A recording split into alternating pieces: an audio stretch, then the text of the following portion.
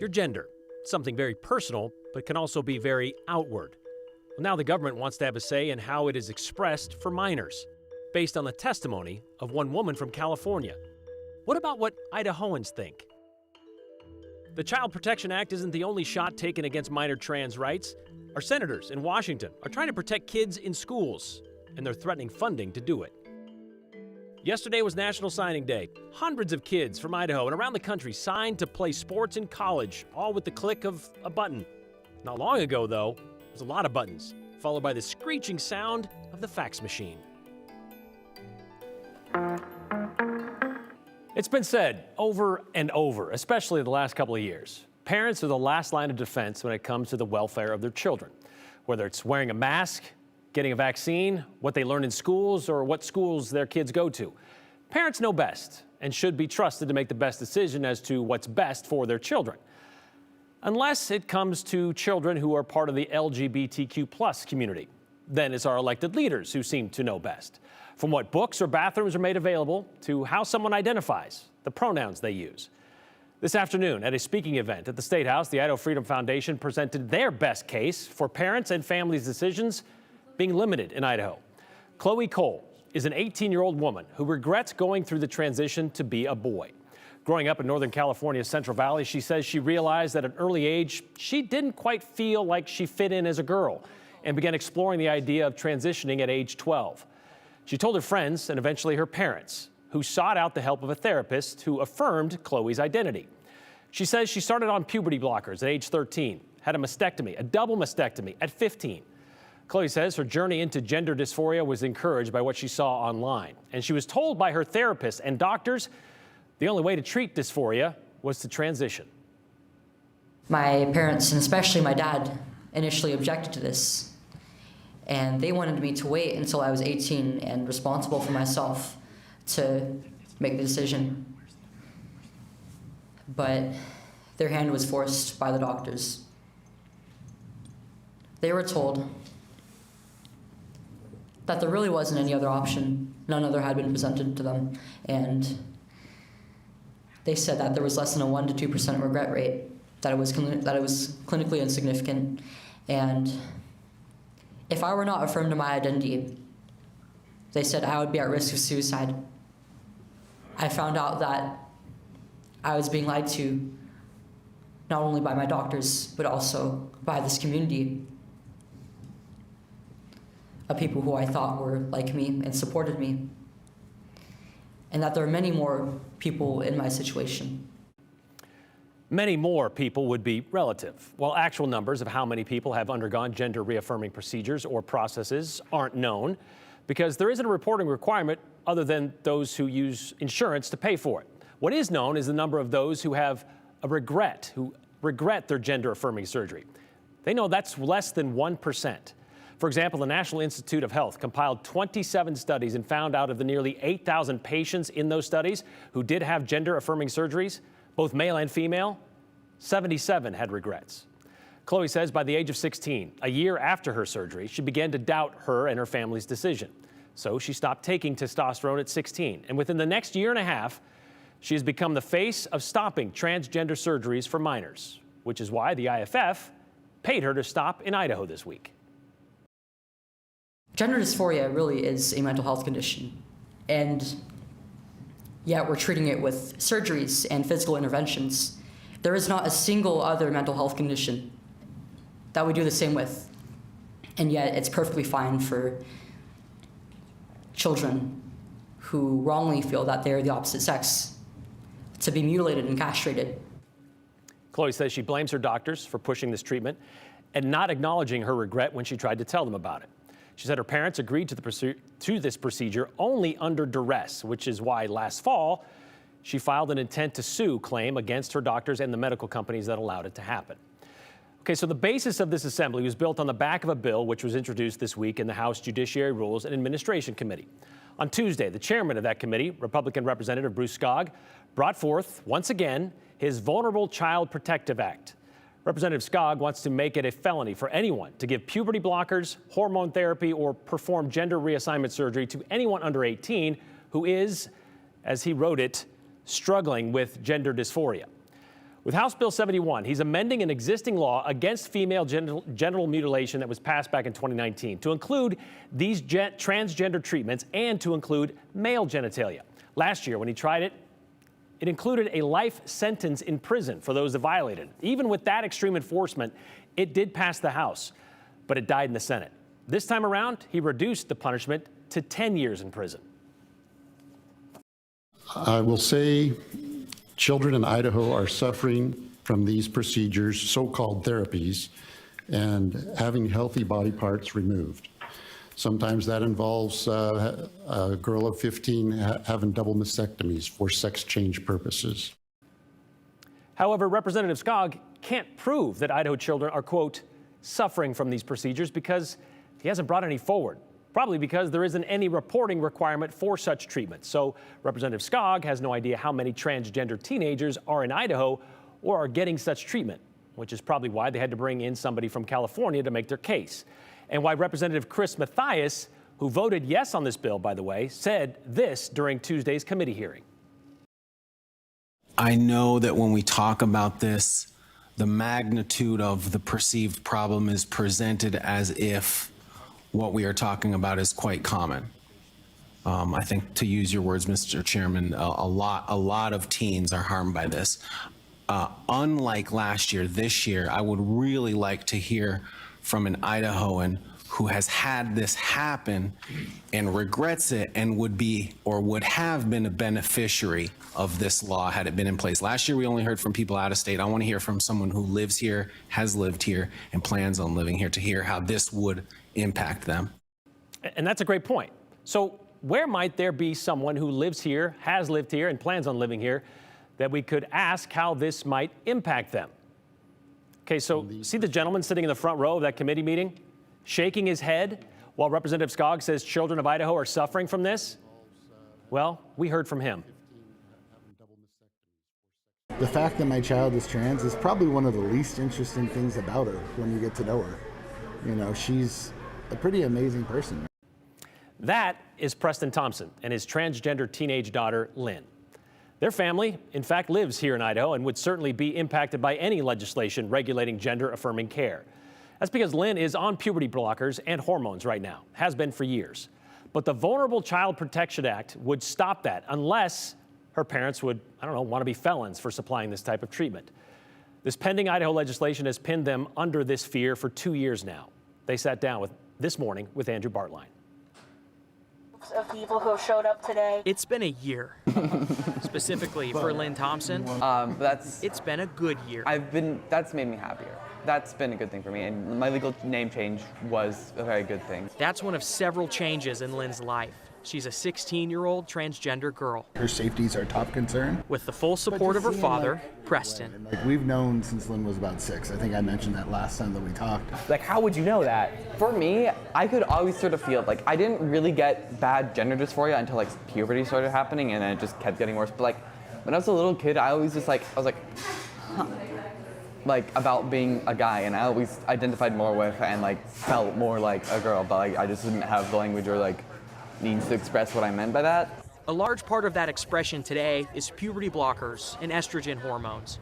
No surgeries right now. There's a term called gender euphoria, as the exact opposite of gender dysphoria in the trans community. That happens when you finally look in the mirror and see yourself. Do you see yourself? Yes, a lot more than I used to. It's still been remarkable to see how much better she's been feeling, knowing that things are, or were at least on pause for a year, that we didn't have to worry about this for a year. A year. The last time Idaho lawmakers considered banning gender affirmation care for people under 18 years old. That includes the hormones, the puberty blockers, and surgery. Process of puberty. And it's come up again this year. I will say under the same lawmaker, children in Idaho are suffering from these procedures, so-called therapies. Idaho Republican Representative Bruce Skog. Yeah, I would be very depressed at best. Would literally turn my wife and I into felons. A felony for what he says is listening to his child and approaching a long conversation about the best steps forward for their family. I don't know any parent or, and very few even trans kids who are trying to jump to a surgical intervention route. We did not have pressure from the medical community at all. And if somebody was pushing that on her, that's deplorable. That's not something that should happen. I can tell you that here in Idaho, you know, the clinic that we work with Lynn, the pediatrician that we've worked with, there has been respect and there has been a lot more listening than talking. Is that a reality? Did you experience anything like that? I did not experience anything encouraging me to be trans. Like, it just really sucks how people have been portraying it as like they've been groomed into this. No, this is Lynn's choice. It's not like kids are just being thrown on the bandwagon. This is her family's choice. The fact that my child is trans is probably one of the least interesting things about her when you get to know her. You know, she's a pretty amazing person. And it's been years. Feeling true happiness for like the first time. But recently, it's been a year. I don't want to worry about bills forcing me to leave my state, and I'm not prepared for what happens after that.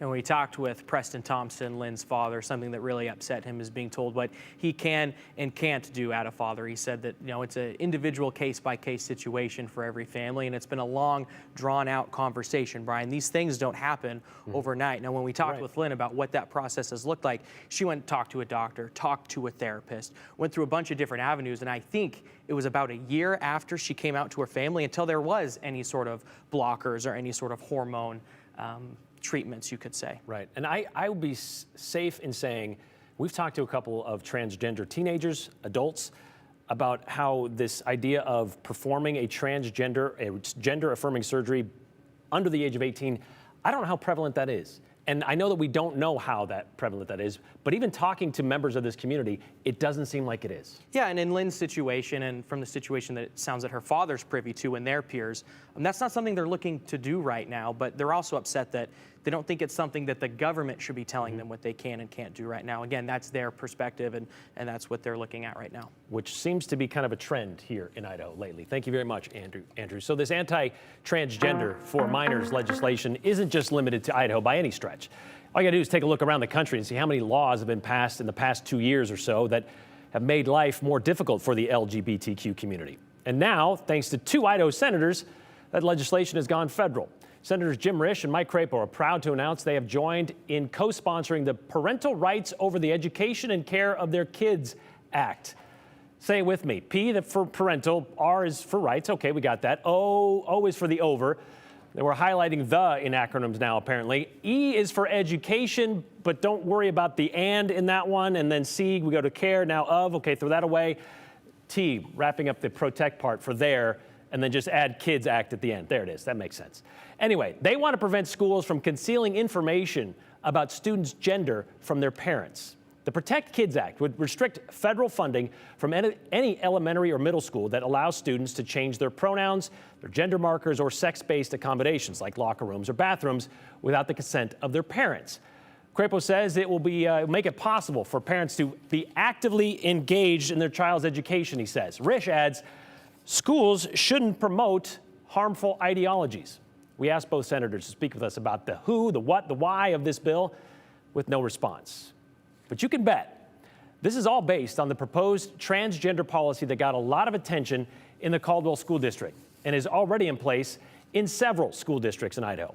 A small section in that policy about confidentiality and how school personnel should use the student's legal name and pronoun assigned at birth when talking to parents, unless it was decided otherwise with said parents.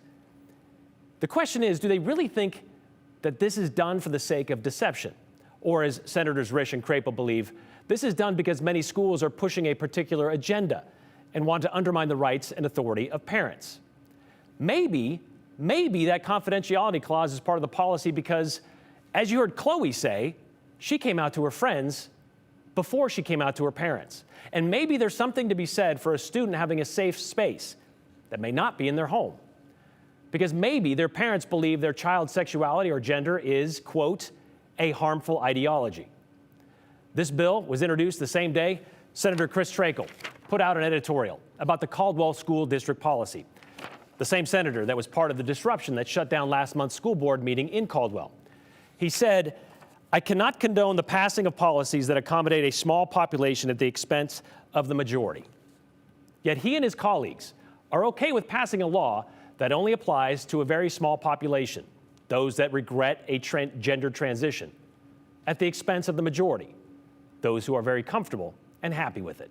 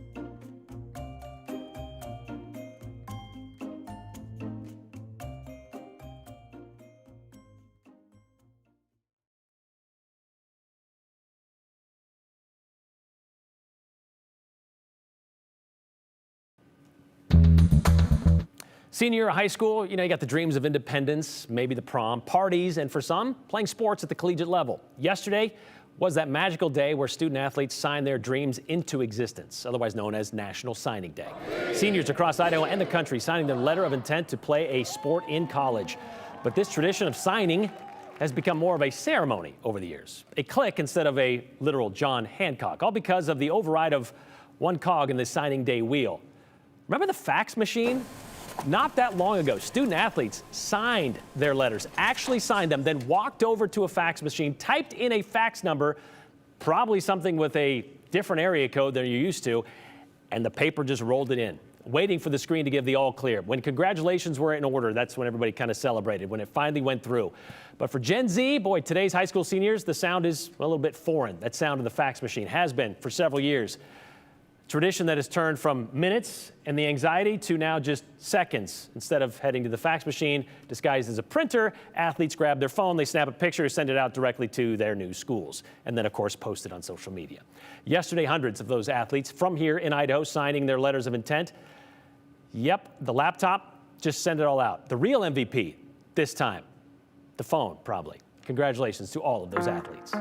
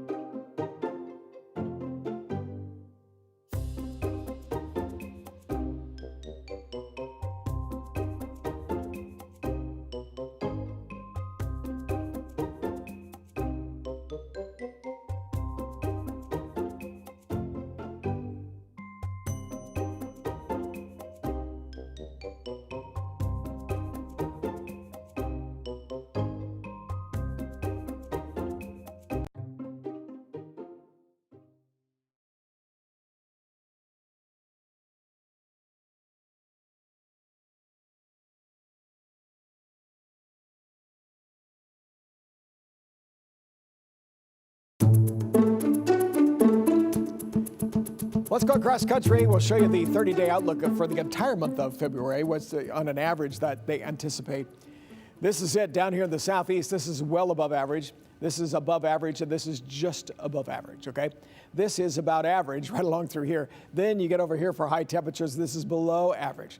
The darker the color, the more below average it is. And then you can see down through here, sections of Nevada, possibly in Reno, is well below average on that. So we don't see February as the month that really kicks out, getting those temperatures in the 50s and 60s. Not that it couldn't, but on an average, we're still going to be staying with some of those chilly temperatures there over most of the Northwest, which would include Idaho.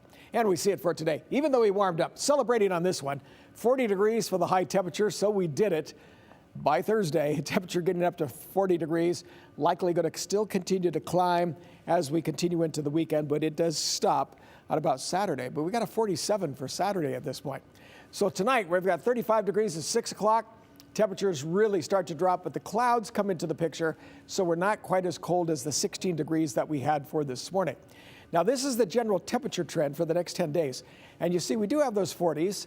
And as we get into the weekend, Saturday could be even a little bit warmer than that. Next Tuesday looks pretty good, but we're just kind of up and down, but still keeping those temperatures in the lower to the mid 40s. Nighttime lows, well, they're into the 20s. We may be seeing some 30s around through there, but then again, it still drops down to 20 up to 30, so not any significant warming that we're looking at. Storm system, we got 1 weak storm for tomorrow. We're not going to see much out of it. Some of the mountains could see about a ½ inch of snow. Second storm is Saturday to Sunday morning. Now, that has some snow for the mountains. Down here in the valley, we're likely not going to have any accumulation because on Sunday it pretty much turns over to rain. So when you look at the 7-day forecast, there's the rain for Sunday, still some scattered showers, a mixture of rainstorm for Monday morning. And then as you get to Tuesday and Wednesday, temperatures in the 40s.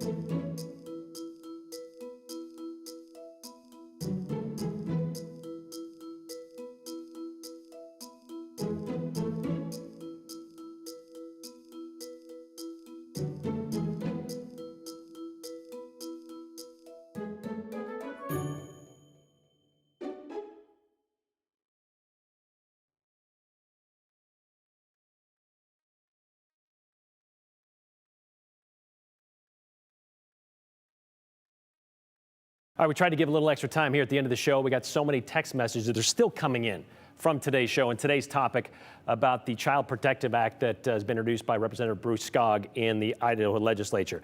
Less than 1% detransition rate versus nearly 40% of trans youth considering, contemplating, or having ideation about suicide. As the parent of a trans teenager, I will knowingly, willingly, and without regret commit a felony to keep my child alive and thriving. Thank you very much for sending that in. So one person from California is the best the Freedom Foundation can do. Talk about the tail wagging the dog. Government doesn't belong in anybody's personal business, they said. They went on to finish that text message. So is circumcision going to be part of this bill? Isn't that mutilation, according to Representative Skog, and since it's spreading to males as well? Asked Scott Namp, and I looked that up. It did say here in Section 5, no account shall be taken of the effect of the person on whom the operation is to be performed of any belief on the part of that person or any other person that the operation is required as a matter of custom or ritual. So it appears like circumcision is not part of this bill. It bothers me. The senator in Caldwell School District issues feels like it isn't a good idea to pass legislation benefiting a small group at the expense of the majority. We've done that countless times. Civil rights, disability rights, tax breaks for the rich. How about those things? Good point. Governor Little campaigned on Idaho being the least regulated state. I hope it stays that way. And he vetoes all this legislation that is aimed to regulate what we do with our bodies and what we do inside of our homes, says Randy. Thank God there was no gender reassignment when I was growing up. When I was 10, I decided to grow up and be a boy. The response from my parents, we'll see. I'm 71, love being a woman, happily married with 16 grandchildren. Well, that's great for you to hear that. That is a good point. Preston Thompson is the dad all kids deserve, says Barb. Couldn't have said it better myself. That's how you deal with your family. That's how you deal with a difficult situation. We'll see you tomorrow.